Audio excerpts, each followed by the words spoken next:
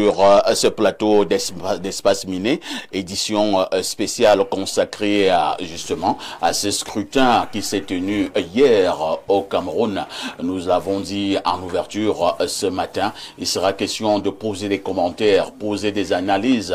Il sera question d'avoir un regard sur ce qui est dit du côté des réseaux sociaux, mettant en exergue certaines tendances lorsqu'on parle de la tenue de ce scrutin. De toutes les façons, ce matin, avec votre apport, nous faisons le point du scrutin qui s'est tenu hier au Cameroun. Dans quelques secondes, nous irons d'abord du côté de Garoua, où nous attend déjà notre correspondante Ursule Kemba, qui de ce côté-là nous dira la température qui prévaut toujours du côté de Garoua. Il est déjà en stand-by, le professeur Abba Oyono, qui est enseignant d'université, mais également juriste très proche du candidat Issa Tiroma Bakari. Mais en attendant, nous allons déjà commencer par planter le décor. Et je commence par accueillir déjà Soulé Onoyolo, qui était déjà là depuis quelques minutes. Soulé Onoyolo, bonjour. Bonjour à vous, le Kouta, le modérateur. Bonjour à tout le panel. Je suis très heureux de retrouver particulièrement mon frère, Elie Bilobe, que je n'ai pas vu depuis très longtemps. N'est-ce pas, naturellement, mon voisin de gauche, je le vois presque systématiquement. En face, il y a le com de Issa Tiroma, que je félicite pour le travail qu'ils ont battu. Parce qu'aujourd'hui, quand on regarde un peu, n'est-ce pas, la dernière ligne droite, on a l'impression qu'il y avait deux candidats qui étaient en liste. Issa Tiroma, en face, Paul Biya. Parce que c'est un peu ça. Et la majorité des journaux l'ont titré ici. Il y a qu'à voir peut-être une mutation qui a dit qu'on s'acheminait vers un sprint final. Donc, mais je crois que globalement, hein, il faut dire que l'élection... Et là, je voulais justement vous poser cette question. Soulé Onoyolo, vous qui couvrez les élections au Cameroun depuis près de 3 décennies, quel est le regard général pour l'instant que vous jetez sur la tenue du scrutin d'hier au Cameroun? Je crois que je suis d'accord avec le président Biya qui est interviewé après son vote, qui a dit que ça s'est globalement bien passé. Je crois qu'en dehors de quelques échauffourées, ça ne peut pas manquer de toutes les façons, beaucoup plus, n'est-ce pas, à Garoua, ça s'est globalement bien passé. Personnellement, je suis allé voter, vous voyez mon doigt. Tout à fait. Et je suis allé voter. Et après avoir voté, j'ai fait quelques tours, n'est-ce pas, à partir de 18 h pour regarder. Pour avoir la température. La température. Le premier indicateur, c'est que l'abstention, n'est-ce pas, de 2018, n'est-ce pas, risque célébré, risque arbitré. C'est-à-dire que beaucoup de gens qu'on n'a pas vus en 2018 sont venus voter. Ça, c'est important. Je voudrais aussi dire que ELECAM n'ayant pas pu distribuer à la majorité des Camerounais des cartes d'électeurs, les gens qui ont été sensibilisés sur le fait qu'ils pouvaient aller voter avec la carte nationale d'identité sont allés aux urnes. Tout à fait. C'est pour ça que ceux qui laissaient entendre que non, on voyait les badauds dans les meetings des XY, parce qu'ils n'avaient pas de carte d'électeur, n'avaient pas compris que ceux qui n'avaient pas de carte d'électeur pouvaient être globalement inscrits. Et ils sont allés. Parce que vous savez, cette élection a connu un engouement presque à la 2e semaine de campagne. Parce que beaucoup de Camerounais se sont rendus compte que, mais tiens, on peut aller voter. On peut aller voter, on peut changer la donne. Vous savez que Oumiobe disait paix à son âme que si vous choisissez de ne pas vous intéresser à l'actualité politique de votre pays, c'est que vous avez décidé de mourir. N'est-ce pas? Ou alors si vous avez décidé de ne pas vous intéresser à l'actualité politique et aux choses électorales de votre pays, ça veut dire que vous avez choisi de mourir ou bien vous avez décidé de mourir. Donc c'est pour dire que globalement, pour chuter, pour cette première jet, je pense que l'élection s'est bien passée. Et naturellement, nous sommes d'accord qu'il faut rentrer, il faut attendre. Et quand il faut attendre le Conseil constitutionnel. Mais je voudrais quand même, il y a quelque chose que je ne voudrais pas ne pas dire. J'aurais attendu que le président du Conseil national de la communication plaida pour la cause des médias, n'est-ce pas, pour que les médias à capitaux privés aient de l'argent pour couvrir les élections. Vous voyez? Mais ça n'a pas été le cas. Il s'est nous le dénonçons il y a ce matin. Oui, il s'est toujours montré comme un père fouettard qui venait faire, n'est-ce pas, l'arbitrage dans la gestion du temps. Mais je l'ai même pas entendu hein, dire un mot sur, n'est-ce pas, la prise d'antenne du média d'État qui a transmis en direct toute la cérémonie de M. Biya. Est-ce qu'on le faisait pour le chef d'État, président de la République Biya, quand il est allé à Maroua, ou alors on le faisait pour le candidat, Paul Biya? Je ne sais pas, il y avait une confusion, c'est vrai que vous l'avez dit que le président de la République est président jusqu'au jour de la prestation. Je suis d'accord, mais je pense que le CNC, si j'étais patron des médias, j'aurais mis dans la poubelle toutes les instructions du CNC. Parce que le CNC ne doit pas être... Vous voulez nous encourager dans la rébellion? Non, je ne vous encourage pas, je parle de moi. C'est pour ça que j'ai mis ici. Parce que moi, j'aurais été rebelle. D'accord? Parce que vous ne pouvez pas aller de médias à médias faire des choses, vous dites que non, alerte, attention, attention, ceci, aux médias capitaux privés. Mais on ne vous voit pas faire le même plaidoyer auprès de la primature, qui est votre patron, ou alors auprès, vous avez entendu, n'est-ce pas, la vitrine, je crois, qui dit que depuis que monsieur depuis que Belinga Iboutou est parti, qui avait quand même un petit souci, même si c'est comment, il vient quand même un accompagnement aux médias capitaux privés, n'est-ce pas, à des moments des échéances électorales, mais ça ne s'est plus jamais passé. Pour l'instant, il y a un nouveau ministre du directeur cabinet civil, certainement, qui travaille aussi à sa manière. Hein. Étant donné que notre correspondante s'impatiente au bout du fil, nous allons rapidement l'apprendre. Ursule Kemba, bonjour. Bonjour, papa. Je rappelle que vous êtes correspondante permanente de la télévision Info TV du côté de Garoua. Question première, quelle est la température qui prévaut en ce moment du côté de Garoua, fief électoral du candidat Issa Chiroma Bakari? Merci, parfait. Bonjour à Au lendemain du scrutin, la ville de Garoua s'est réveillée dans un climat de calme, de sérénité. La vie quotidienne a repris son cours habituel. Élèves et étudiants dans leur bâtiment. Les travailleurs ont rejoint les fêtes. Les marchés et commerces ouverts. La population va paisiblement à cette situation.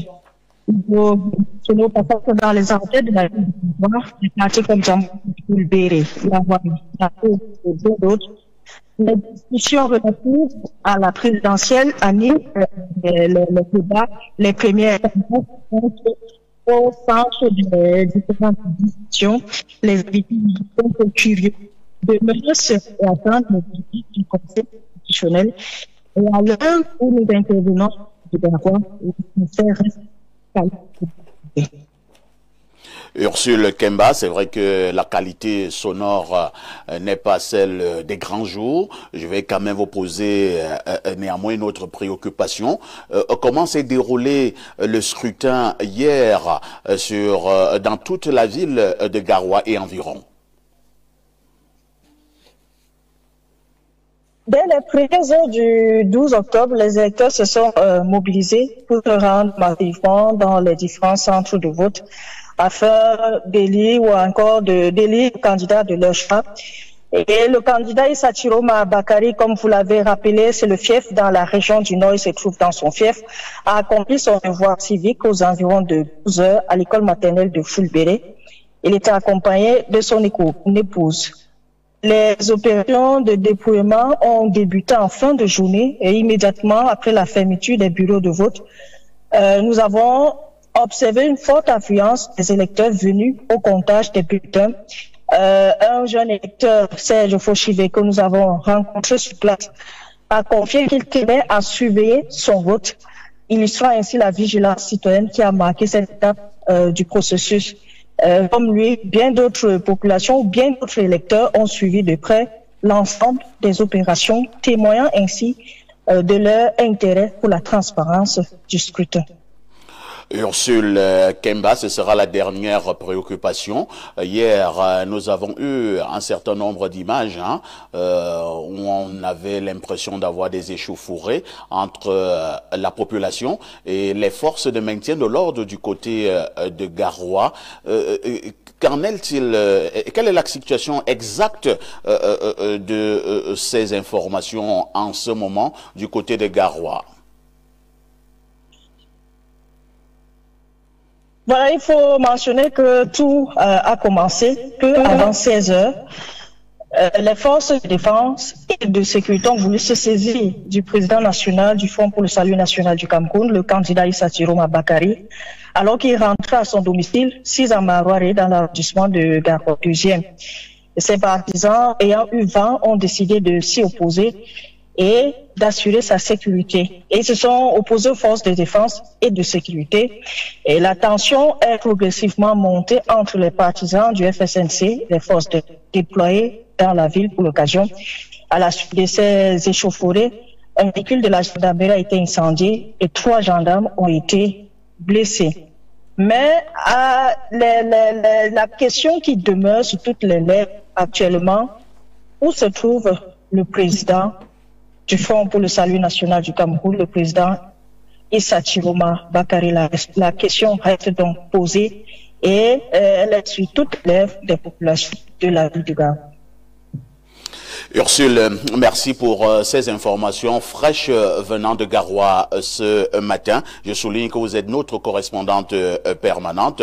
Probablement d'ici la fin de ce programme, on reviendra vers vous si jamais il y a du nouveau du côté de Garoua. Merci, à tout à l'heure.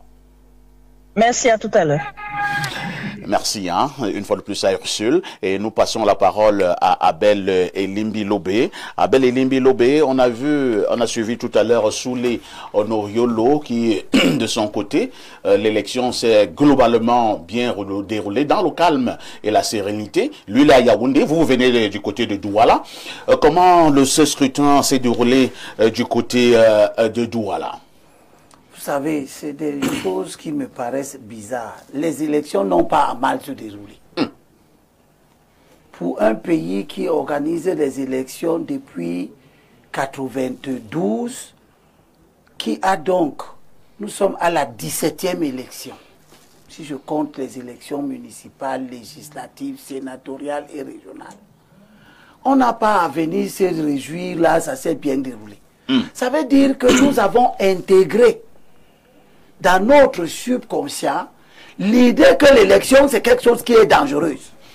D'ailleurs, avoir un certain nombre de mesures administratives qui sont prises, la restriction de la circulation, les boutiques qu'on ferme, on demande à tout le monde de rester à la maison, et puis tous les badauds de toutes sortes s'inscrivent là-dedans, à travers les réseaux sociaux, ils commencent à publier des messages apocalyptiques, on demande aux gens de faire les provisions, parce que de toutes les façons, on ne sait pas.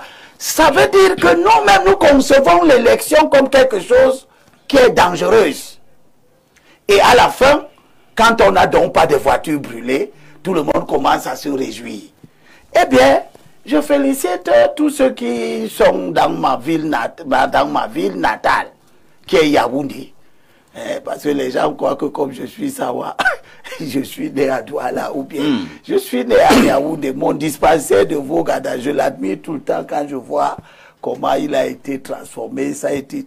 C'est là où vous êtes né? Voilà, à 17 h, mon père était étudiant à l'époque à l'école camerounaise d'administration.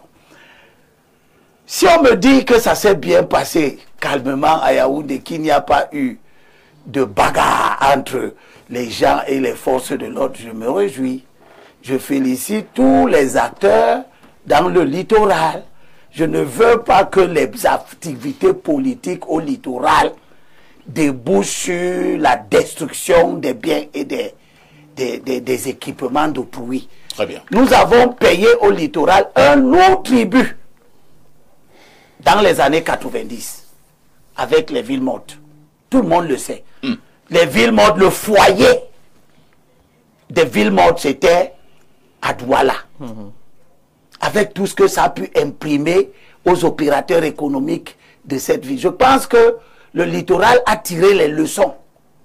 Parce que tous ceux qui ont organisé ce comportement de 90, qui n'étaient pas sûrs et certains que ça allait nous amener à un quelconque changement, tous, quasiment tous, sont devenus des acteurs du régime, sont devenus des amis du régime, sont devenus des gens qui émargent dans les bureaux du régime. Donc nous devons faire attention aujourd'hui à tout type de messages de type insurrectionnel qui peuvent venir de ces mêmes acteurs que nous revoyons dans la société aujourd'hui, en train de publier, de dévancer, de piétiner les règles. Je voulais justement vous poser une préoccupation, hein, parce que moi j'ai reçu une correspondance signée de Anissé Ekane, mais également de Njekam Tchameni, ici au nom pour le changement 2025. La substance de cette déclaration fait état de ce que c'est le candidat Issa Chiroma qui a gagné l'élection. Comment vous réagissez face à une telle attitude de certains hommes politiques? Je condamne vivement cela. Je condamne vivement le comportement de ces deux acteurs des erreurs stratégiques des années 90. C'est eux qui ont poussé les gens dans les villes mortes en 90. C'est eux. Et nous n'avons pas gagné. Et après 90, aucun d'eux n'a jamais été élu. Ces deux-là. Et c'est eux qui ont fossoyé d'une certaine manière tous les efforts de rapprochement entre les différents candidats dits de l'opposition pour qu'on ait un candidat de large consensus. Et c'est eux qui viennent prendre un aïdjoïste. Eux, ils se disent révolutionnaires, anti-colonialistes, anti-ojulatistes, et patati, tous les anti. Les deux là sont tous les anti. Et c'est eux qui viennent à quelques jours du processus des élections, nous sortir du chapeau un homme du régime, Issa Chiroma, pour faire de lui celui sans qui notre longue lutte ne peut pas aboutir. Et aujourd'hui, alors que nous n'avons même pas encore les délais légaux de transmission de 31 670 procès verbaux. Il y a 31 670 procès verbaux qui vont être dépouillés dans cette élection. Parce qu'il y a 31 670 bureaux de vote. Monsieur Njekam Tchameni est à Douala. Monsieur Anissé Ekane est à Douala. Et à partir de Douala, ils se permettent de nous dire ce qui se passe à Kousseri, ce qui se passe à Yokadouma, ce qui se passe au fin fond de Ndjoum et patati et patata. Alors que, en tant que citoyen et en tant qu'acteur politique, au nom du principe que nous avons l'obligation de nous en tenir à ce que prévoit la loi qui organise des élections. Parce que vous ne pouvez pas avoir le code électoral, suivre le code électoral quand ça vous arrange, ne pas le suivre quand ça ne vous arrange plus. Or, l'article 62 du code électoral est clair. La commission locale de vote, c'est-à-dire les gens qui travaillent dans le bureau de vote, dresse un procès verbal de toutes les opérations du scrutin. Ce procès verbal est signé du président et des membres présents et adressé aux responsables du démembrement communal d'Elections Cameroun. Dans les 48 heures qui suivent la clôture des opérations de vote, le responsable du démembrement communal, le démembrement communal, ça c'est Elections Cameroun, qui a reçu tous les procès de vote de sa commune. Il doit transmettre un exemplaire de procès verbaux de chaque commission locale assorti des pièces à la commission départementale de supervision. 48 heures. Nous n'avons pas encore 48 heures. Ça veut dire que même Elekam, au stade où nous sommes, n'a pas encore reçu dans chaque antenne communale tous les procès verbaux.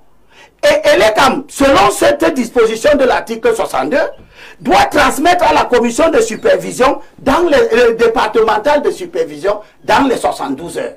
Or, la commission départementale de supervision, c'est quoi? C'est l'organe qui reçoit les procès verbaux de tous les bureaux de vote du département et qui compile les résultats. Cet organe n'est pas un organe de l'ECAM. Cet organe comprend un président qui est le président du tribunal de grande instance du département. 3 représentants de l'administration désignés par le préfet, 3 représentants d'élections au Cameroun et un représentant de chaque candidat. Vous allez chuter. Ça veut dire que dans les 58 départements, M. Ndjekam et M. Anissé devraient attendre les procès-verbaux de leurs représentants dans les différents 58 départements, ce qu'ils n'ont pas. Et ils nous donnent les résultats. Il s'agit là d'une usurpation de compétences qui est inacceptable dès lors que ça peut nous amener dans un désordre indescriptible qui ne servira pas l'opposition camerounaise. Merci. Donc je les condamne. Merci. Et je me désolidarise de ce type d'agissement. Merci Limbi Lobé.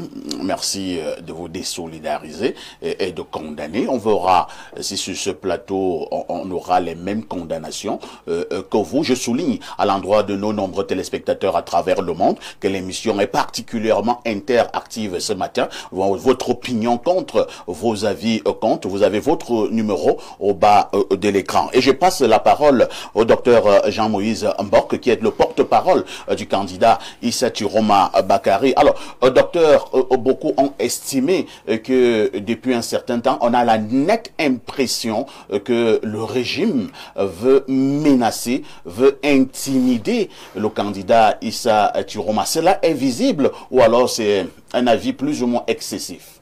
Alors, je vais commencer par dire au régime qu'il faut apprendre à supporter sa douleur. On comprend bien que le régime n'a jamais supporté le fait que le génie Issa Tiroma les ait quittés. Ils ne l'ont jamais supporté. Et ils lui en veulent tellement, parce que comme quelqu'un l'a dit sur les réseaux sociaux, ils ont passé 7 ans à étudier Kamto, et c'est Tiroma qui vient à l'examen. Ils sont perdus. Ils n'ont rien préparé par rapport à lui. Et le premier signe qui montre qu'ils sont perdus, c'est l'attitude du MINAT, avant les élections, qui a menacé les journalistes, qui a menacé les hommes politiques, qui a menacé tous les partis politiques. En fait, c'est arrivé au point où les Nations Unies ont tiré la sonnette d'alarme. Le haut commissaire aux droits de l'homme aux Nations Unies a dit, attention, les élections au Cameroun sont en danger. Mais comme nous avons un régime qui a choisi de s'écouter tout seul, d'être suffisant, de se fermer sur lui, de se gargariser d'une force qu'il n'a pas. Vous soupçonnez que ce régime est extrêmement arrogant? Je pense que le mot est faible. Le mot est faible. Ils sont extrêmes, mais d'une arrogance qui finalement frise même le mépris et la méchanceté. Parce que toute politique devrait aboutir à un bien-être social. Toute politique publique devrait aboutir au bien-être social. Quand les Camerounais se plaignent qu'ils n'ont pas de route, on vous sort un bilan du linéaire qui est le plus grand en Afrique, mais on ne vous dit pas que la majorité de ce linéaire n'est pas bitumé et qu'il coûte excessivement cher par rapport à d'autres pays. Donc finalement, c'est l'hôpital qui se moque de la charité. On a des gens qui regardent la crise du Nozo et disent c'est nous les plus grands. Ils vont venir à nous. Issa Tiroma leur montre que ce n'est pas comme ça qu'on traite une nation. Dans une nation où les leaders se savent perdre, parfois descendre n'est pas de la faiblesse, c'est de la responsabilité. Issa Tiroma Bakary demande pardon, trouve un moyen de communication avec le Nozo, amène la paix de ce côté, mais il est en train d'éventrer la méchanceté. Il est en train de montrer que ces gens pouvaient régler ce problème depuis, mais ils ont refusé. Ils ne peuvent que lui en vouloir vertement. Et voilà votre correspondante qui l'a clairement dit. Quand je suis ce que le grand frère Limbi Lobé dit, je rappelle que ça l'engage lui seul. Parce que je ne comprends pas qu'il soit de l'opposition, mais il tape aussi fort sur l'opposition dans un contexte où on a besoin de se mettre ensemble. C'est un faux opposant? Non. Et je l'ai dit depuis le départ. C'est un infiltré? Non, pas du tout. Tout le monde connaît les positions. Tout le monde connaît les positions du grand frère Limbi Lobé. Non. Tout le monde, au moins, ça, il faut saluer. Il faut saluer. Et je ne le dis pas parce qu'il est là. Il faut saluer sa responsabilité dans les positions qu'il prend. Il ne s'en cache pas. Ça, il faut le saluer. Et lui, il est iconoclaste. Un peu comme au FSNC, nous sommes iconoclastes. On ne fait pas les choses comme les autres. Lui, il a sa façon à lui et on la respecte. Nous disons simplement que ce qu'il vient de dire et tout ce qu'il vient d'étaler, ça l'engage lui seul. Alors, parce que nous ne sommes pas dans ce combat. En ce sens, Jean-Moïse Mbork, il a dit que ceux qui s'amusent à donner déjà, par exemple, les résultats, nous l'avons vu au niveau des réseaux sociaux. Oui. Nous avons une déclaration signée par exemple de Anissé Ekane et Njekam Tchameni. Oui. C'est une déclaration. Bon, nous ne voulons pas simplement lire toute cette monde l'a lu. déclaration. Bon, Elimbi Lowe pense que ces gens sont des hors-la-loi. Vous partagez cet avis? Pas du tout. Pour la simple raison que quand il y a une communication comme celle-là, et c'est là que je convoque le rôle de la presse. Oui. Vous savez, on a cette société, les Camerounais dans la globalité doivent se remettre en cause. La presse, à ce moment, devait appeler l'un ou l'autre et dire, mais c'est quoi cette histoire? Expliquez votre attitude. Peut-être qu'ils ont à dire. Mais vous voyez, nous sommes dans un pays où on fait rapidement le procès en sorcellerie. C'est-à-dire qu'on ne veut jamais écouter l'autre dans le but de le comprendre. Et peut-être de lui répondre et de la mener, de regarder s'il a tort. Au Cameroun, c'est que dès que vous dites, je suis perfecto, on se met à dire, mais ça veut dire parfait. Ça veut dire que, oh, il est en train de vouloir dire qu'il n'a pas d'erreur. Pourtant, ce n'est pas ce que vous voulez dire. Vous voulez dire, je fais bien mon travail. Mais comme on ne vous pose pas la question, les jaloux, les méchants et les aigris choisissent, mais font même des thèses, sur leur masturbation intellectuelle. Pardonnez-moi l'expression. Ça existe au Cameroun et ça devient rédhibitoire. Parce que, je commence par le premier point. En 2025, nous avons choisi d'être l'opposition la plus intelligente qui ait jamais existé au Cameroun. Ah, vous ne partagez pas l'avis de Soudan? Du tout. Bah, écoutez, Soudan, c'est une autre caisse de résonance de mon grand frère en face. Ah on bon? le sait très bien. Et c'est pour ça qu'on n'a même pas fait cas de lui. Parce que franchement, on choisit nos combats. On a choisi de prendre depuis 1992, apprendre, comprendre et évoluer. Et là, je rejoins le grand frère Elimbi Lowe. Nous avons tous appris. C'est pour ça qu'on ne veut pas le chaos dans ce pays. Nous avons tous appris. Et parce que nous avons appris, ça ne veut pas dire que nous sommes devenus stupides, parfaits. Ça ne veut pas dire que nous ne voyons pas, que nous ne comprenons pas, que nous n'analysons pas. Quand un ministre commence à vous menacer, montre sa frilosité, sa panique, son inquiétude, sa gêne, son malaise, défie même l'ordre gouvernant. Parce que le chef de l'État, Paul Biya, a dit qu'il souhaite qu'on retienne de lui celui qui aura apporté la démocratie. Mais en démocratie, je convoque simplement le dialogue social de Jean-Jacques Rousseau, qui parle de 3 piliers, liberté, égalité et volonté générale. Le vote est l'expression d'une volonté générale. La consultation des Camerounais pour les projets, pour le développement du pays, pour l'orientation que nous voulons prendre en tant que pays est obligatoire. Au Cameroun, on ne le fait pas. Non seulement on ne le fait pas, mais on arrive dans un contexte où les Camerounais doivent aller voter pour commencer à les menacer, les intimider, vous mettez les gendarmes sur toute la route, vous essayez de créer une histoire qui n'existe pas. J'ai envie de demander de quoi le RDPC a peur, puisqu'ils disent qu'ils sont si grands. De quoi le MINAT a peur, puisqu'ils disent qu'ils sont si grands. Nous sommes dans une opposition qui a choisi, de manière responsable, d'affronter les défis et les challenges. Mais je dis de manière responsable. Je vois des gens qui se lèvent et qui disent, Chiroma aurait dit, je suis le porte-parole du président Issa Chiroma Bakari. Quand est-ce qu'il a prononcé un résultat? Quand est-ce qu'il l'a fait? Mais arrêtez la sorcellerie au Cameroun. Le MINAT se lève et dit, il y a des gens qui supputent, et ils ont les armes dans leur chambre. Pourquoi vous, la presse, vous ne lui dites pas que ce n'est pas son rôle? C'est ce que vous appelez un procès en sorcellerie. Mais c'est un procès en sorcellerie, puisque votre correspondant l'a dit. Il a mis les gendarmes autour de la résidence de Chiroma, disant qu'il va l'arrêter. Donc vous pensez que le problème, c'est la presse? Mais le problème, c'est la presse parce qu'elle ne dénonce pas à ce niveau. Le problème, c'est le chef de l'État. Donc si Chiroma ne passe pas, c'est la presse. Écoutez, non. Écoutez-moi vraiment dans ce que je suis en train de dire. Je suis en train de dire, quand on a un MINAT qui exagère, qui extrapole dans les fantasmes, et qui accuse l'opposition. Le mot n'est pas fort? Non. Il accuse, mais c'est à Mondovision. Il accuse l'opposition de ce que l'opposition n'a pas fait. Personne ne s'est levé des 11 pour proclamer un résultat. Personne ne s'est jamais levé pour menacer quiconque dans ce pays. C'est lui seul qui passe le temps à menacer les Camerounais. Pourquoi vous ne lui dites pas, monsieur le ministre, faites une communication responsable? Bon Dieu, on a eu des minades dans ce pays. Pourquoi celui-là se comporte comme ça et personne ne parle? Le chef de l'État qui dit qu'il veut que la démocratie vienne, laisse son ministre essayer d'intimider, menacer tout le monde, au point de dire comment il va les arrêter, il va les écraser, il va les mâcher. Parfait, nous sommes en 2025. Et il faut à un moment donné que le dialogue soit respecté dans cette nation. Très bien. L'opposition demande à être respectée, à être écoutée et comprise. La notion de porte-parole, ce n'est pas le hasard. C'est celui qui parle au nom du parti et du chef de ce parti. Je vous dis donc ici, et solennellement, le FSNC a choisi de respecter la loi.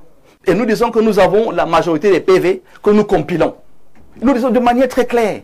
Et nous allons les comparer au moment des résultats. S'il y a couac, on va le dénoncer avec la dernière énergie. Ceux qui pensent que nous sommes là pour casser le pays, mais on ne peut pas venir casser un pays qu'on veut gouverner. Mais arrêtez de prêter des intentions qui ne sont pas les nôtres. Si lui, il a un projet contre l'opposition, mais qu'il assume son projet, qu'il n'essaye pas de vouloir l'habiller dans la confusion. Et c'est là que je dis que... Vous allez chuter, docteur. Oui, je chute en disant simplement que la presse devrait quand même prendre la peine, à un moment donné, quand il y a une déclaration aussi forte, de se rapprocher des porte-parole des partis politiques. Et là, je salue votre professionnalisme, parce que vous l'avez fait. Tout à fait. C'est de prendre la position, notre position à nous. Qu'est-ce que lui, il dit? Ça l'engage, ça engage l'État. Nous disons ce qui nous engage, nous. Et je rappelle, la société civile a le droit de donner un avis sur les élections. Le Djekam Tchameni, Anissé et Kane ont le droit de donner leur avis par rapport à la lecture qu'ils ont. Aucun parti politique en lice n'a donné un avis. Parce que nous savons que ça doit être respecté. Très bien. Qu'on arrête de nous coller une fausse histoire. On vous a pris. Hein. On va donc passer la parole à Bernard Owona tout en martelant au niveau de nos nombreux téléspectateurs à travers le monde que inutile d'appeler. Nous prenons simplement des messages. Hein. Faites des messages WhatsApp de préférence. Des messages. Pas d'appel en direct. Nous avons également demandé à notre dynamique équipe technique de nous mettre en connexion directe avec le professeur Jean-Calvin Abaoyono, certainement, qui s'impatiente déjà. Bernard Owona, oui. De quoi a-t-il peur? Je voudrais parler du RDPC. Merci, parfait. Ici, d'abord, je veux apporter une précision au docteur Mbok, porte-parole de M. Issa Chiroma Bakari. Il a fait allusion à François Soudan tantôt, disant que François Soudan était quelqu'un qui était proche du régime. Je n'ai mentionné personne. Hein. François Soudan, donc, à propos, a été très proche de M. Issa Chiroma Bakari lorsqu'il était ministre de la Communication. C'est là-bas qu'il allait souvent prendre l'argent. Très proche. J'insiste dessus, j'ai été membre du Conseil national de la Communication. Vous avez les éléments de preuve. C'est de ça qu'il s'agit. Quand je me présente bien là, c'est pour que personne ne doute de ce que je dis. La véracité de ce que je dis est établie. Je dis que M. François Soudan, du moment où il passait à la caisse à Yaoundé, connaissait bien là où il allait décharger l'argent, c'était chez M. Issa Chiroma Bakari, à l'époque donc ministre en charge de la communication du gouvernement de Biya.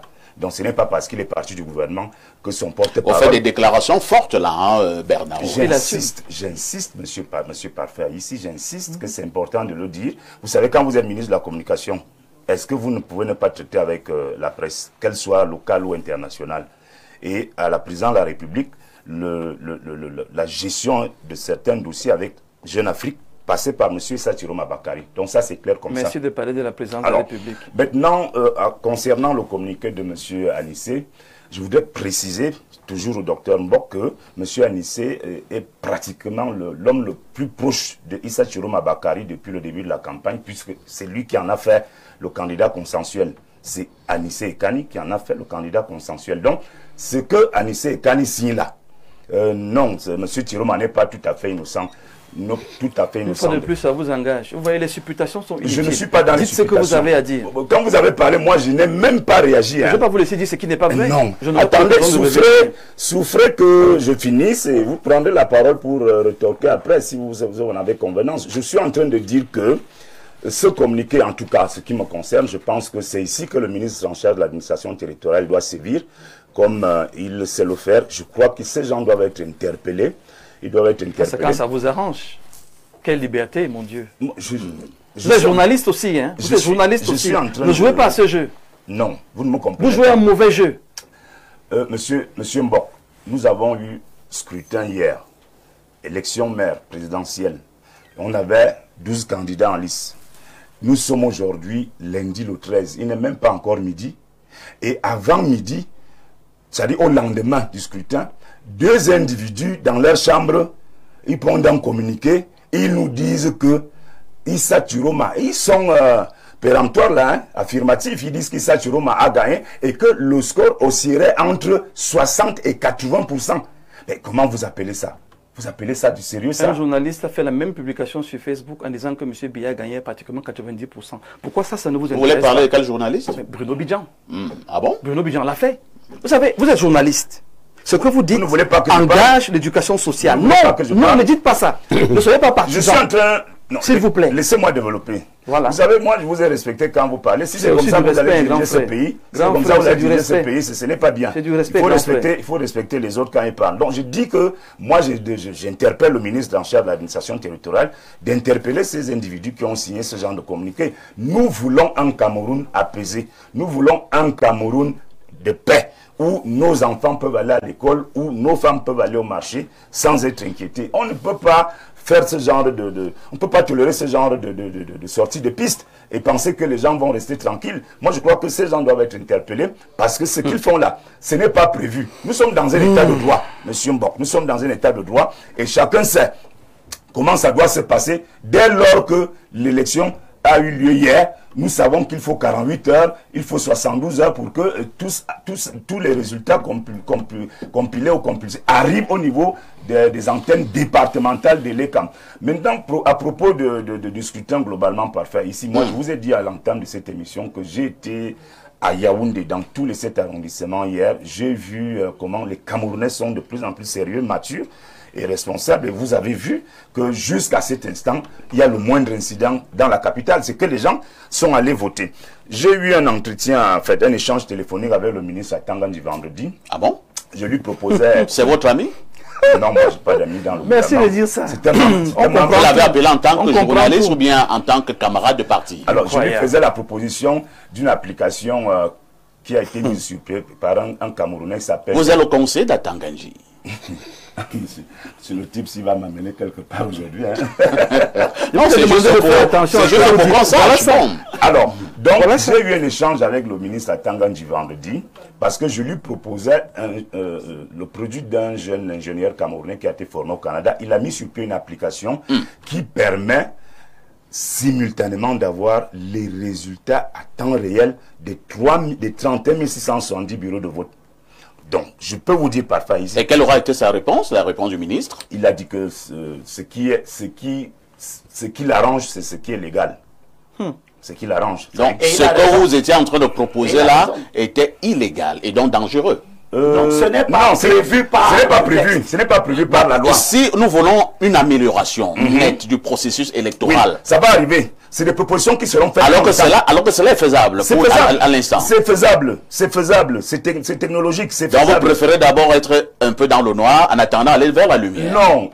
C'est des propositions qu'on fait au gouvernement, à ceux qui ont la charge. Une proposition rejetée par le ministre Atangandji. Non, elle n'est pas rejetée. Le problème, c'est qu'elle n'est pas légale. Le ministre a insisté sur le côté légal de la chose. Donc cette application, pour dire au docteur Mbok, cette application permet que nous ayons au même moment, dans le nord, dans le sud, à l'est et à l'ouest, les résultats issus des 31 670 bureaux de vote. Ça permet donc que des gens puissent les interpréter, les analyser, et puis peut-être les instances qui sont chargées de les publier vont le faire le moment venu. Merci. Hein. Nous allons d'abord lire... Non, vous allez répondre tout à l'heure. Non, attendez, nous allons d'abord du côté de notre messagerie. Ils sont également prioritaires. Hein. Ils souffrent de vous écouter et également la décence de les écouter. Bonjour, Parfait. Ici, je suis un téléspectateur de vos émissions, très très captivantes. Parfait, j'aimerais avoir le numéro. Non, vraiment, c'est pas la tribune. Ce n'est pas la bonne tribune ce matin. Le porte-parole du FSNC est franchement gonflé. Tiroma peut se prévaloir d'une virginité politique et morale dans ce pays. Mince, c'est vraiment une souffrance d'écouter les porte-paroles non pas d'insultes. Ah, les dossiers de Tiroma vont commencer à être versés dehors. Je ne sais pas de quel dossier vous parlez. Hein. Je vous amène au plus 81. C'est un message qui nous vient du Japon. Bonjour Parfait, j'aimerais savoir si cet acte de communication commis par Anissé Kane a-t-il enfreint la loi électorale, car je vois beaucoup condamner cet acte. Pourtant, c'est une tactique politique faite dans les normes. Pourquoi tant de sabotage autour de cette déclaration? Bonjour, le président de la modération. S'il te plaît, demande à M. Abel Elimbi Lobé de mettre la pédale douce sur Issa Chiroma et qu'il ne nous empêche pas de suivre le sens du vent. Un autre message. Bonjour, dites aux représentants de Issa Chiroma que Issa Chiroma a été ministre de l'Emploi et n'a pas réglé le problème de l'emploi. Qu'a-t-il fait pour l'emploi? C'est quand il sera président qu'il va gérer. Étant ministre, il n'était jamais allé à l'Ouest. Quand il faisait la campagne, il est allé arrêter ça. C'est Bilogué Alphonse Derlin, étudiant en sciences politiques. Un autre message ce matin, il s'agit d'Émile de Pubiteng. Voici ce qu'il dit. Bonjour, le sac de modérateur. Salut à tout le panel. Demande au Dr Mbok d'être sérieux. Issa Chiroma est où? Est-il menacé? Voilà la question. Les hommes en tenue ont été déployés pour encadrer les élections et les électeurs. Bonjour le panel. Le régime a étudié Maurice Kamto pendant 7 ans. C'est Issa Chiroma Bakary qui est venu à l'examen. Conséquence, les brouhaha du Minat. Le peuple a fait son choix, on doit le respecter. Bonjour parfait, ici j'aimerais demander à Elimbi Lobé pourquoi il fait comme s'il ne réfléchit pas. Oui, il faut analyser tous les PV, mais faut-il que tous les représentants des l'ECAM voyagent pour venir donner leur PV à Yaoundé alors qu'il y a des ordinateurs, des téléphones Android qui peuvent transférer les infos en 5 minutes, documents et images. Les États-Unis ont plus de 250 millions d'habitants et en 3 heures, ils ont les résultats. Nous, on a à peine le 10e et il faut plus de 24 heures en 2025 avec la technologie actuelle. Un autre message. Bonjour Espace Miné. Monsieur Limbi Lobé, avec son franc-parler, vient encore de démontrer qu'il est vrai et respecte la loi. Monsieur Lominat est dans son rôle. Les Camerounais ne sont pas faciles. Il est là où il faut, quand il faut. C'est Jules Armand qui envoie cette préoccupation. Et nous prenons ces 2 dernières contributions de nos nombreux téléspectateurs. Bonjour Monsieur Parfait à ici. Le représentant de Issa Chiroma peut-il nous expliquer qui brûle et casse à Garoua? C'est Angèle à Yaoundé. Un autre message. Pourquoi dans quasiment tous les pays du monde, les résultats sont connus au soir même du jour de vote et qu'on voit les candidats reconnaître pour la plupart la tendance en attendant le résultat officiel par les instances compétentes, mais qu'au Cameroun c'est tout le contraire. Je dirais même c'est un tabou d'en parler. C'est Ibrahim Abdoulaye. Je serais ravi d'avoir une réponse. Abel Elimbi Lobé qui voulait déjà prendre la parole. Après, on reviendra sous les Honoriolo. Abel, ce sera 2 fois. Il y a quand même une parole, monsieur. Restez tranquille, sous les, vous aurez votre temps de parole. Beaucoup estiment quand même que pour le cas du Cameroun, attendre 2 semaines pour la promulgation des résultats, c'est un peu trop en 2025. Mais pourquoi c'est maintenant qu'ils savent ça? Le code électoral, s'il date de 2012. Ils étaient fâchés depuis 2012 que les résultats partent des bureaux de vote pour arriver à la Commission nationale de recensement général des votes en 5 jours. Nous avons fait les élections de 2011 avec cette disposition-ci. Issa Chiroma était au gouvernement, il était d'accord, il ne s'est pas plaint. Nous avons fait les élections législatives de 2013. Issa Chiroma était au gouvernement, il était candidat dans sa circonscription de la Benue-Ouest, où il a échoué les élections. Il était d'accord avec cette disposition-ci. C'est lui qui nous donnait la leçon, que nous nous plaignons. Pourquoi? Nous étions aux élections présidentielles de 2018 avec cette disposition-ci. Issa Chiroma et tous ceux qui peuvent se plaindre aujourd'hui, ils avaient cette disposition-ci déjà écrite, mise en application. Les ordinateurs existaient, ils ne sont pas plaints. Pourquoi ils se plaignent maintenant? J'entends dire qu'il faut suivre la direction du vent. Oui, si vous voulez suivre la direction du vent, suivez la direction du vent. Moi, je ne suis pas la direction du vent. Je suis la direction de la vérité. Et la vérité n'est pas démocratique. Ce n'est pas parce que vous êtes 36 000 à crier haut et fort que vous avez raison. Ce qui existe, c'est que les procès-verbaux ne sont pas des documents numériques. Quand vous serez au pouvoir, vous tous qui connaissez tout et qui pouvez numériser tout, quand vous serez au pouvoir, vous allez tout numériser. Vous allez mettre les ordinateurs dans chaque bureau de vote. On vous verra. Mais pour le moment, je termine là-dessus. Pour le moment, le processus auquel vous avez tous souscrit, c'est un processus manuel. Les procès-verbaux sont écrits dans les bureaux de vote. Il n'est pas prévu qu'on les numérise.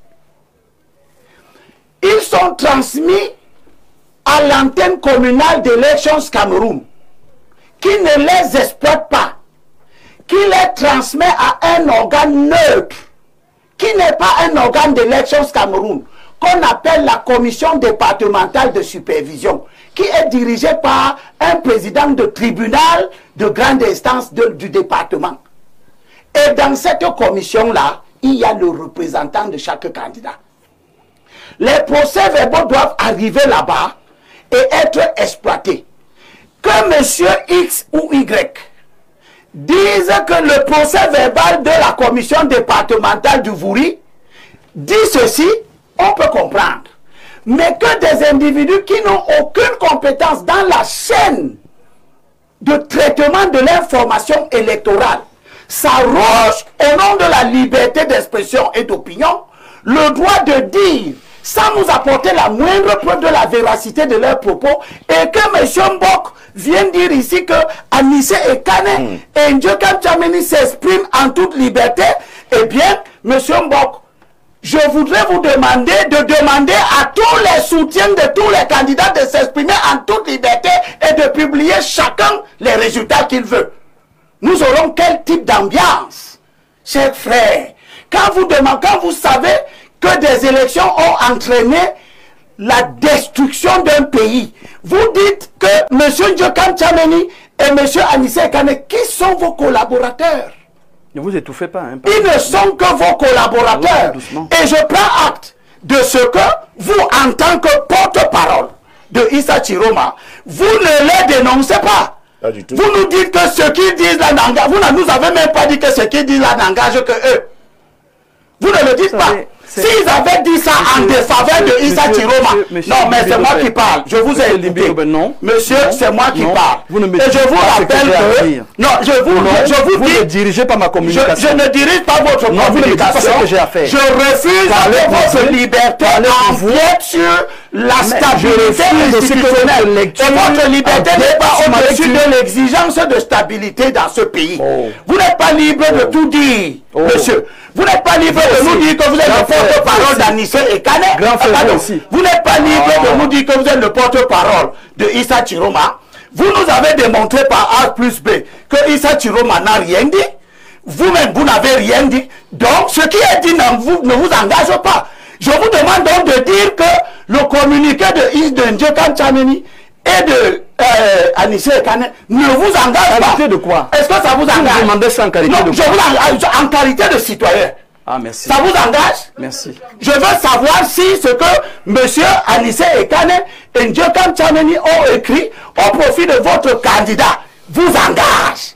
Monsieur Limbilo, ça vous regarde. Vous voyez, tout le monde voit qu'il n'arrive pas à dire que M. Ndjokam Tchameni, qui n'est pas le porte-parole de Issa Chiroma, M. Anissé Ekane, qui n'est pas le porte-parole de Issa Chiroma, ce qu'ils ont dit n'engage pas Issa Chiroma.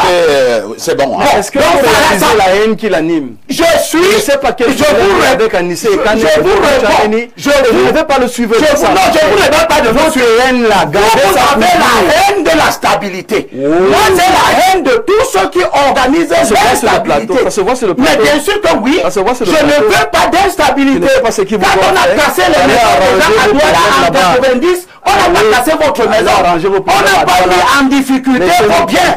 Quand vous êtes là à soutenir le désordre, acceptez qu'il y ait déjà en face de vous qui ne vous suivent pas dans cette voie-là. On vous a compris. Et vous croyez que parce qu'on est de l'opposition, on doit avoir absolument une solidarité avec des activités on vous a compris.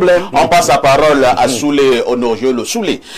Nous avons un problème sur ce plateau, hein, et même si au niveau du code électoral, c'est plus ou moins clair.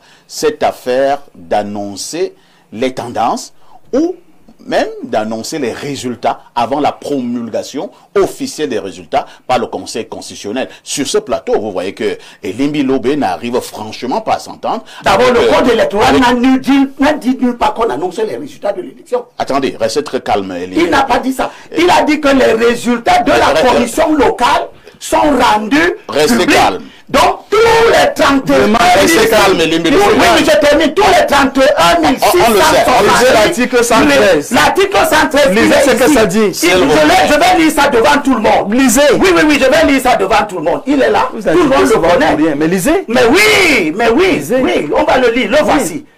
Immédiatement après le dépouillement, le résultat acquis dans chaque bureau de vote, le résultat acquis dans chaque bureau de vote, vous avez rendu public les bulletins, les résultats acquis dans les bureaux de vote de Yokaduma. Vous avez un autre problème. Merci. Non, je vous demande si vous avez rendu immédiatement après le dépouillement.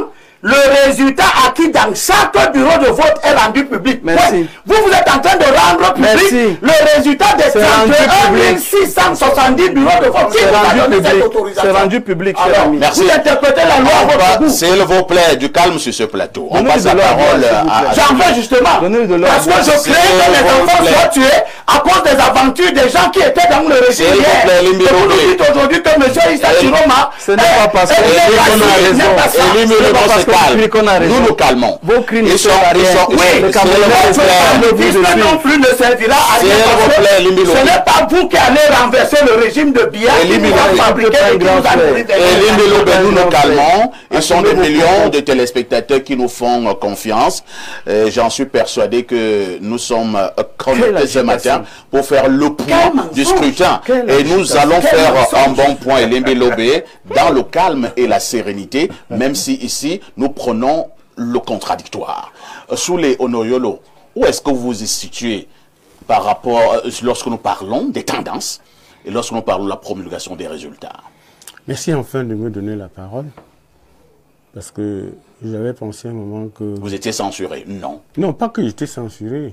J'avais pensé que vous envoyez une fleur à Elimbi qui a fait le trajet de Douala à Yaoundé et pas avoir de conséquences. Et lorsque je donne la parole au docteur Mbok, vous ne voyez pas la fleur? Non, vous avez donné la parole à Elimbi 3 fois. 3 fois? Non. Oui.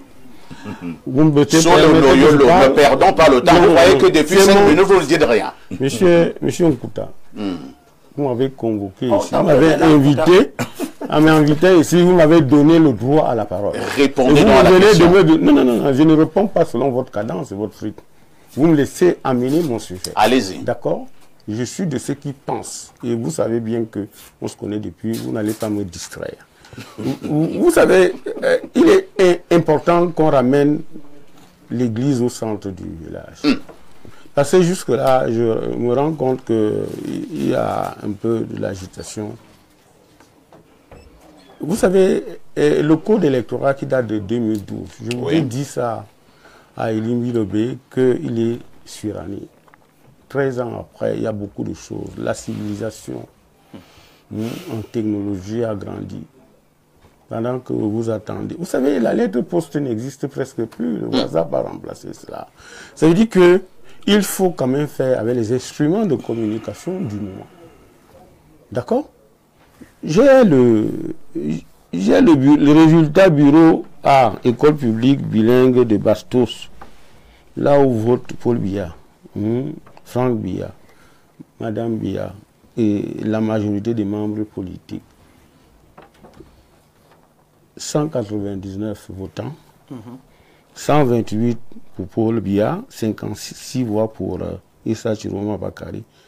Donc, là où la crème politique du pays vote, où il y a une concentration de l'élite politique, Issa Chiroma a presque la moitié de Paul Biya.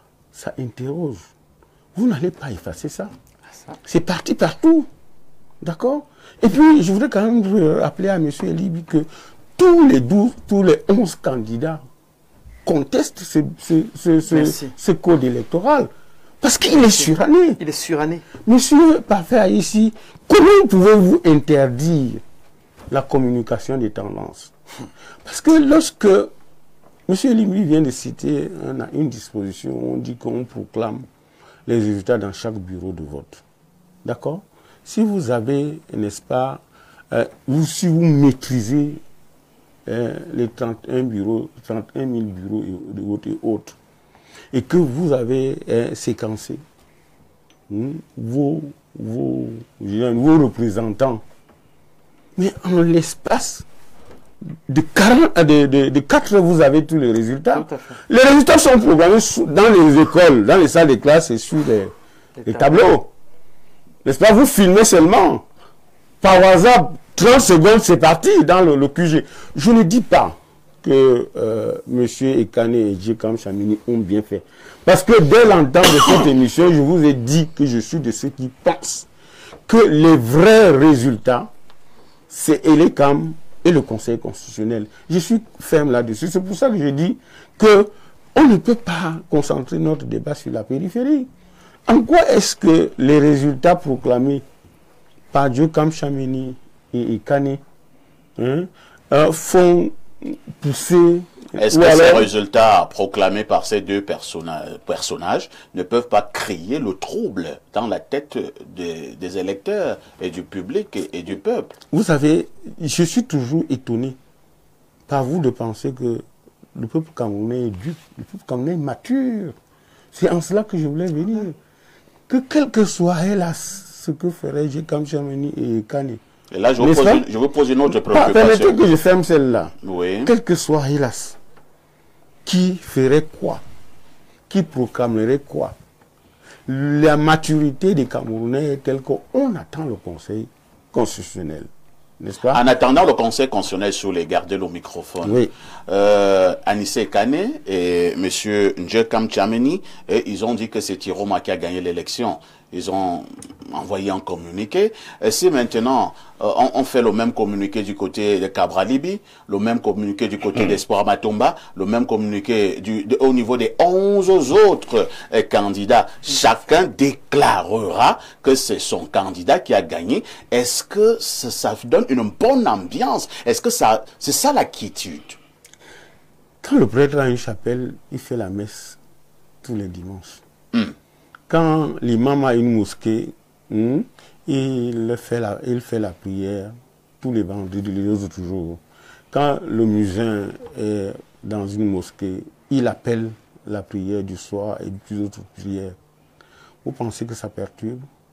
C'est plutôt la sérénité. Ça ne perturbe pas. Puisque je vous dis, je suis en train de maintenir que, quel que soit qui, pourquoi vous n'avez pas cité que du côté de Biya, on peut aussi proclamer? Et il a gagné. Mais moi, je l'ai dit. Donc, les 12 candidats, quel que soit, qui va proclamer les résultats? Ça ne sera pas les résultats, ça sera les tendances. Je suis en train de monter, vous me faites descendre. Je ne peux pas m'appesantir sur la périphérie. Dans un pays où la loi dit, c'est le Conseil constitutionnel. Donnons au moins à cette institution sa crédibilité et sa valeur. Et nous osons croire qu'à l'heure actuelle, M. Atanga Clément, n'est-ce pas, je lui donne la crédibilité qui est la sienne, au vu de son âge, qu'il saura rapporter, proclamer les résultats qui sortiront des urnes. Ça, c'est un point. Le deuxième point que je voudrais dire, je vais dire aux uns et aux autres que les Camerounais, contrairement à ce que Elimbi a voulu croire que le consensus, il est tel. Non, les Camerounais ne sont pas allés voter parce qu'on leur a dit allez. Je ne suis même pas très sûr qu'il y a beaucoup de Camerounais au Grand Nord et partout qui ont écouté, n'est-ce pas, tout ce qu'ils ont dit, voter tel dans les médias. Il y a des Camerounais qui ont peut-être écouté le programme politique, et il y a des Camerounais parfois qui ont estimé que le projet du renouveau qui a 43 ans n'est plus à même de leur garantir, n'est-ce pas, l'espérance. Parce que voyez-vous, monsieur Parfait ici, tous qui ont voté, la majorité, c'est la jeunesse du président. J'espère que vous le savez. Parce que quand le président Biya arrive au pouvoir en 82, celui qui avait 1 an à 43 ans, celui qui avait 5 ans à 48 ans, je saute rapidement celui qui avait 20 ans, qui fait partie de la jeunesse du président Biya, à 63 ans. Donc tous, à partir de 63 ans en descendant, sont la jeunesse du président Biya. Et ils ont voté peut-être parce qu'ils estiment que le programme du renouveau, jusque-là, en réalité, tant qu'on n'a même pas, quand le Conseil constitutionnel n'a pas proclamé ce résultat, faisons très attention. Faisons très attention dans la mesure où ce que les uns et les autres peuvent dire les engage. Et ce n'est pas en les attrapant, ce n'est pas en les mettant en prison comme convoque ONA que ça va marcher.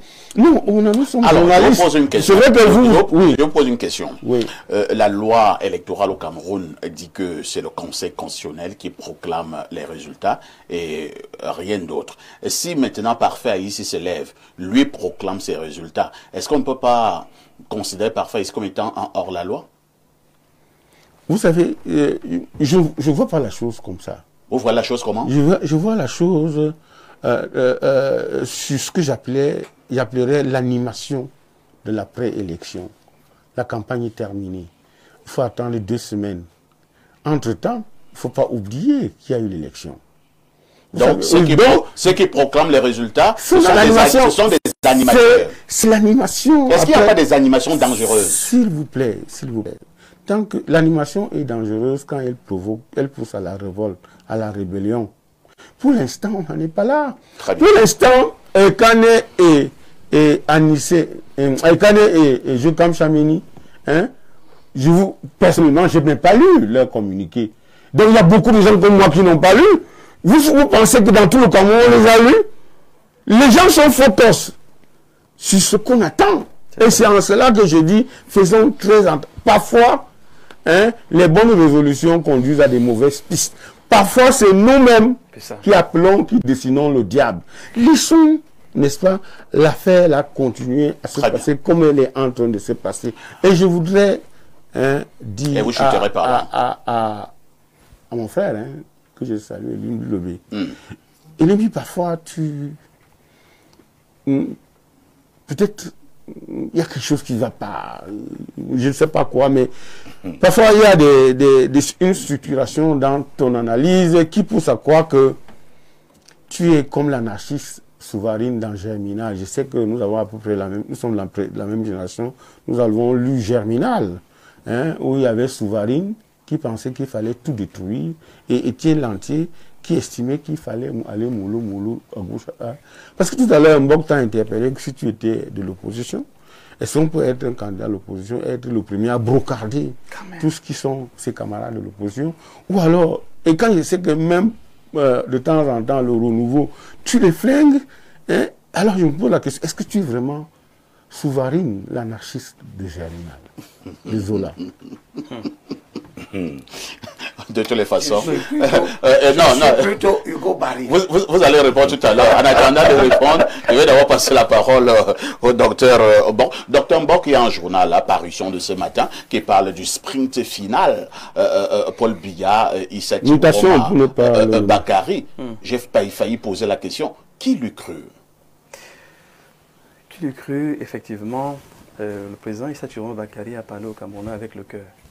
Contrairement aux nostalgiques de la vie camerounaise, comme le grand frère Elimbi Lobé, qui est tout le temps en train de rappeler, il n'a pas un mot sans citer Issa Bakary.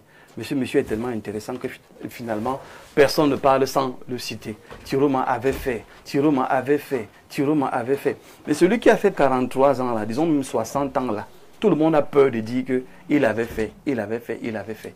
C'est-à-dire que voilà une opposition qui est très à l'aise d'attaquer quelqu'un qui est devenu un des leurs, mais qui a peur de rappeler au président Biya qui ne tient pas ses promesses quand il les prend. Voilà un gars du RDPC qui vient dire ici qu'on arrête 2 Camerounais qui ont donné leur avis. Mais il ne peut pas dire qu'on arrête des gens qui nous font des fausses routes, des gens qui nous coupent Internet, des gens qui nous font qu'on n'ait pas d'eau. Eux, on ne doit pas les arrêter. Ils sont apparemment moins dangereux que 2 individus qui donnent un avis responsable sur la base des éléments qu'ils ont eus. Mais je dis que... Un avis responsable. Un avis responsable, et c'est leur droit. On a lu l'article 113, c'est leur droit. Il faut qu'on arrête de créer, enfin, d'agiter des épouvantails où il n'y en a pas. Je dis, et le grand frère Soulé l'a dit, si on était passé dessus, comme beaucoup sont passés dessus, comme les autres qu'on a vus à l'heure où je vous parle, le président Emilien à Tangana est en train de faire une communication où il reconnaît la victoire de quelqu'un. Ça va passer comme les autres informations qui viennent. Mais en fait, ce qui se passe, c'est quoi? La victoire de son candidat. Ce qui se passe, c'est quoi? C'est qu'il y a deux candidats qui ont une grande avance par rapport aux autres. Ouais. Donc, venez même dire ici que si les 10 autres font une communication, ça n'aura même pas de sens. Parce qu'on se base sur des tendances avant de donner un avis. Ne faisons pas comme si les Camerounais sont des idiots. Il y a un ensemble d'éléments qui sont mis sur la table. On fait une sortie comme celle-ci parce qu'on a quand même vu des tendances. On a vu des éléments. Donc, les deux candidats auront des sorties aujourd'hui, demain et après-demain. Les deux vont avoir des soutiens, vont avoir de reconnaissance. Ça fait partie du jeu politique. Je m'étonne qu'un homme politique de l'envergure du grand frère Elimbi Lobé vienne commencer à crier qu'il a peur pour ses enfants. Mais il est en train de dire que nous sommes dans un état sauvage. C'est ce qu'il est en train de dire. Il avoue que nous sommes dans une gouvernance rédhibitoire. Il avoue que nous sommes dans un contexte où on ne sait jamais ce qui peut arriver. Et finalement, nous sommes dans un état de droit ou pas. Parce que, et là je rejoins parfaitement le grand frère Soulé, parce qu'un coup il prend le droit, un coup il dit qu'il n'y a pas de droit. Il faut qu'on soit sérieux. Arrêtez de citer le président Tiroma dans le passé. Si vous n'avez pas évolué, lui il a évolué. Il n'y a que des idiots qui ne changent pas d'avis. Lui il a changé d'avis, il évolue. Et aujourd'hui, il est avec une opposition qu'il construit et où il va amener sa pierre pour faire une transition. Parce que si vous avez écouté son projet, c'est la rupture, c'est la refondation et c'est la transition. C'est pour ça qu'il dit qu'un mandat présidentiel a un début et une fin. Si on veut construire ce pays de manière sérieuse, il faut qu'on commence à adresser les vrais problèmes et qu'on ait ces problèmes périphériques. Les haines que les gens ont, les problèmes que les gens ont, les méchancetés que les gens ont, qu'ils gardent ça au quartier. Ici, nous venons parler aux populations, nous parlons au monde. Et nous sommes donc en train de dire, cette élection s'est bien passée dans la mesure où on a pu aller rapidement et démontrer que on peut communiquer sur les tendances, on peut communiquer sur les informations. Aucun des partis politiques, des compétiteurs, j'insiste, aucun des 11 n'a fait une sortie pour dire « j'ai gagné ». Pourquoi ça, vous ne parlez pas de ça? Pourquoi quand une autre personne sort et dit quelque chose contre vous, vous démontrez combien vous êtes mauvais perdant? Il faut qu'on les arrête, il faut qu'on les enferme, mais dans un pays Docteur, où... je voudrais te prendre juste une seconde avec la permission de parfait pour davantage dire le contenu de l'ambiance. Dans l'ambiance, il y a les émotions. Vous ne pouvez pas étouffer les émotions. Vous savez, il faut commencer par dire que personne n'avait vu Issa Chiroma Bakary. Je pense même qu'on avait fait un débat. Est-ce qu'à un moment donné également, l'un des reproches qu'on peut faire au régime est qu'on a tellement sous-estimé le candidat Issa Chiroma? Voilà. C'est là que je voulais en venir. Vraiment, quand il disait que, ici même, sur ce plateau, et vous-même, vous avez fait beaucoup de plateaux, tout le monde disait que Issa Chiroma, c'est on avait rarement pensé que ça pouvait être la fusée. On dit la fusée ou bien le fusée? La fusée. La fusée. Or, on se rend compte que le pouvoir en place, à travers ses communicants qui avaient passé le temps à dénigrer Issa Chiroma, voilà, au profit de quelques libertés données à XY, on se rend compte qu'aujourd'hui, les deux candidats qui font le sprint final, comme l'a indiqué Mutation, c'est celui qu'on avait diabolisé, qu'on disait que c'était rien. Peut-être que les votants se sont rendus compte qu'il n'y a que le diable pour combattre un autre diable. Maintenant,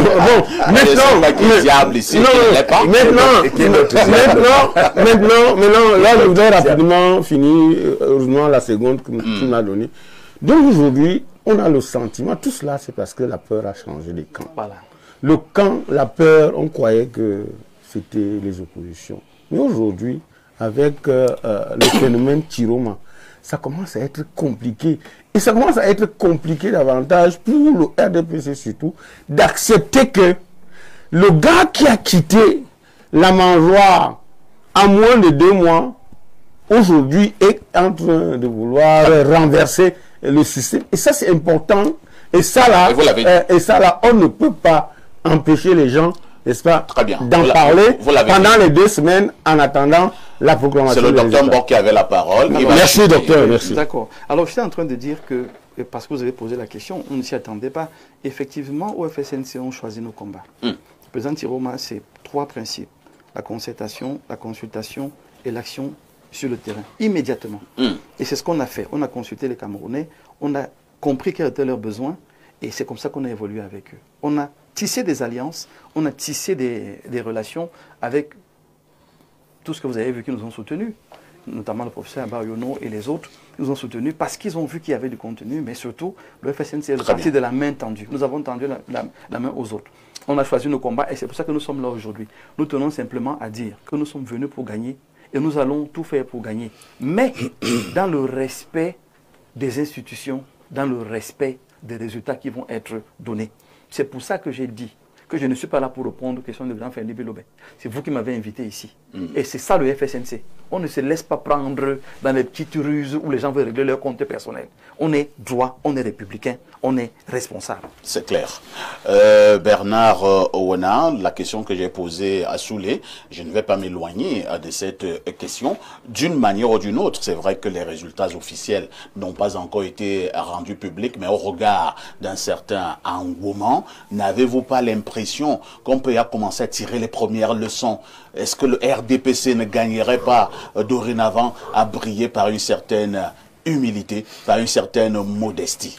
Parfait. Ici, si vous avez bonne souvenance et si vos archives sont en place, vous savez qu'il y a quelques semaines, j'avais pris la parole ici lorsque M. Tiroma a démissionné du gouvernement. Je vous disais ici que cela va nous créer quelque chose. Et les gens du RDPC, vos camarades, avaient répondu en disant que c'est un non-événement. C'est un non-événement. Alors, j'avais dit ici sur ce plateau que l'entourage du président Biya a eu tort de ne pas permettre à ce que Issa Tiroma rencontre le président. Issa Tiroma a voulu rencontrer plusieurs fois le président de la République avant de démissionner. Si Issa Tiroma a démissionné, au minimum à 50%, c'est à cause de ce refus de rencontrer le président par ceux qui ont décidé qu'ils ne devaient pas rencontrer le président. Aujourd'hui donc, les premières leçons sont déjà là, ça se voit. J'ai beaucoup de résultats des 10 régions du Cameroun. J'ai beaucoup de résultats. Je vais vous dire quelque chose. Je vais préférer parler que vous avez beaucoup de tendances. J'ai beaucoup de tendances. C'est mieux. J'ai beaucoup de tendances.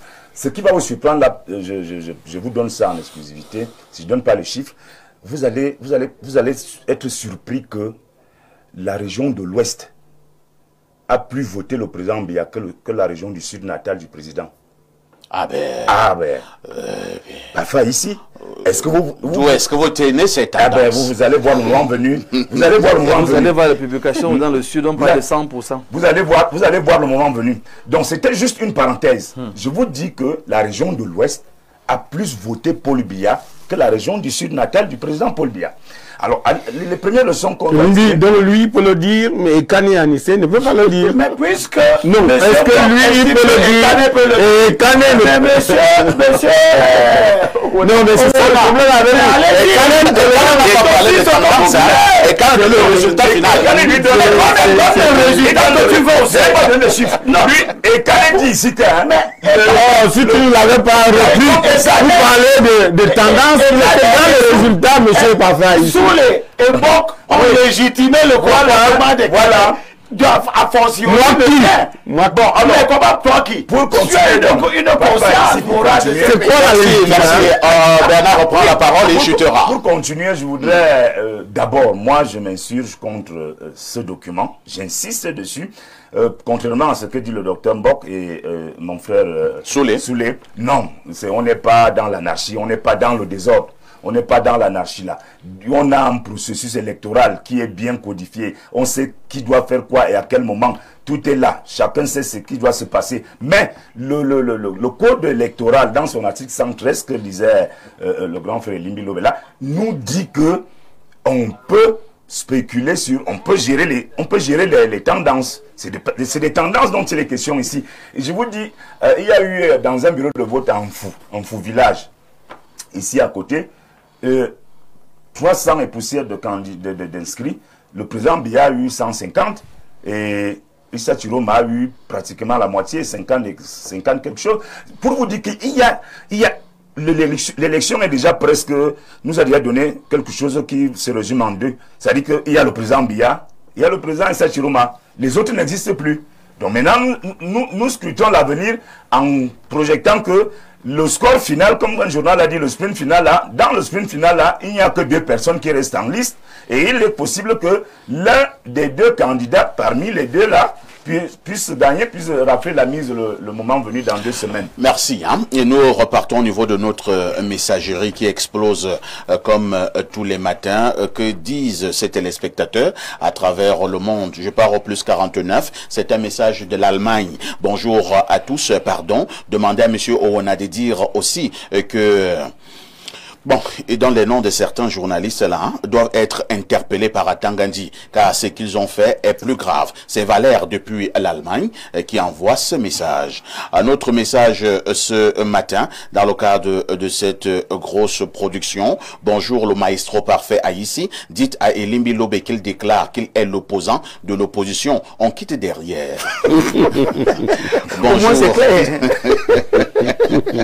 Bonjour, Espace Miné. Tu vas me rappeler de lui répondre. Non, tu ne peux pas oublier, je vais te rappeler. D'accord, c'est important. Parce que je peux oublier de lui répondre. Bonjour, Espace Miné et à tout le panel. Concernant la thématique de ce matin, il faut noter pour que si les déclarations